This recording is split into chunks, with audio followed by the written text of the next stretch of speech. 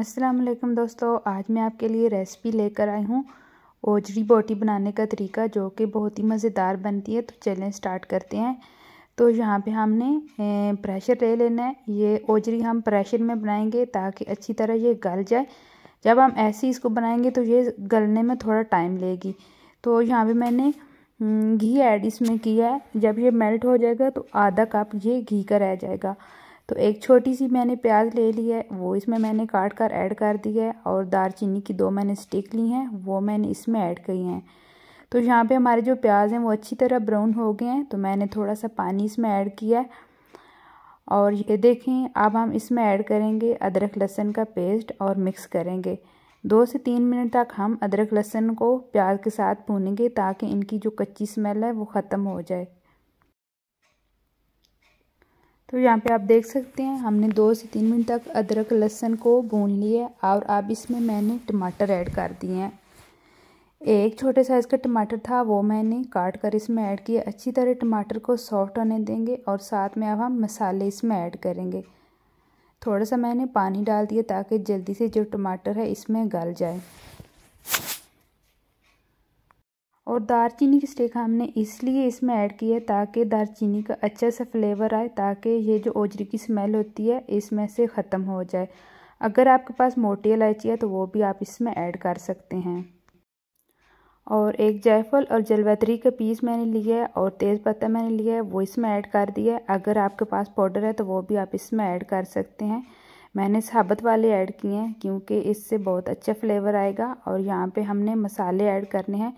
नमक हमने half table spoon इसमें ऐड किया है, हल्दी हाफ़ टी स्पून और लाल मिर्च का पाउडर हमने 1.5 टेबल स्पून इसमें ऐड कर दिया है। सारे मसालों को मिक्स कर लेंगे। मसाले आपने अपने हिसाब से इसमें ऐड करने हैं जितना आप खाना पसंद करते हैं। थोड़ा सा पानी डालेंगे और मसाले को अच्छी तरह भून लेंगे ताकि हमारी जो मिर्चें हैं वो जल ना जाएं। जब हम पानी इसमें ऐड करते हैं तो हमारा अच्छे से मसाला जो होता है वो फ्राई हो जाता है। और ये प्याज और जो हमने अदरक लहसुन का पेस्ट और जो टमाटर इसमें ऐड की थी वो अच्छी तरह गल जाती हैं। ये देखें, इसमें से ये जो ऑयल है वो भी सेपरेट हो गया है। तो मैंने पहले से ओजरी को धो लिया था और मैंने उसके छोटे छोटे जो हैं पीस बना लिए थे। और मैंने ओजरी को फ्रीज़ करके रख दिया था क्योंकि मेरे पास पहले टाइम नहीं था। आज मुझे टाइम मिला है तो इसलिए मैं आज ये रेसिपी बना रही हूँ। ये देखें, बिल्कुल ये जो ओजरी है कितनी हमारी साफ़ है और बिल्कुल आपको सफ़ेद नज़र आ रही होगी। तो मैंने इसको अच्छी तरह धोया था, इसमें से अब कोई स्मेल नहीं है। तो किसी दिन मैं आपके साथ ये तरीका भी शेयर करूँगी कि हम ओजरी को किस तरह साफ़ करते हैं।